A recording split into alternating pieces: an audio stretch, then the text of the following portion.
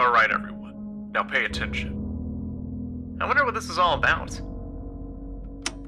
As you all know, spring is right around the corner. Which means, most umamusume are going to experience their estrus cycle.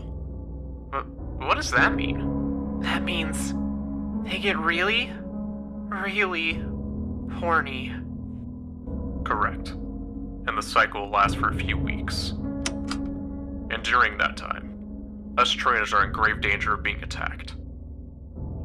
By our own trainees, nonetheless.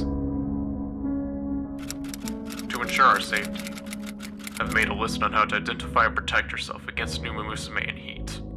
Us girls don't need to worry about this, right? I mean, I don't think I've been attacked before. And that's where you're wrong.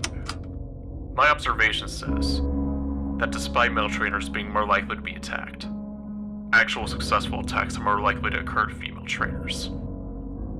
Treason is a scary place. Moving on. The best way to protect yourself against a threat is to identify it before it's too late. The most obvious sign that your trainee is in heat is their beet red face. Also, look at their tail. Does it wag in excitement when they see you? An increase in body heat and heavy breathing could also be a sign. But then again, we are dealing with athletes, so these signs could be false positives. I've also noticed that they train more during this period. I can only guess that's to distract their minds from their condition. So, how do we defend ourselves? That would be my next point.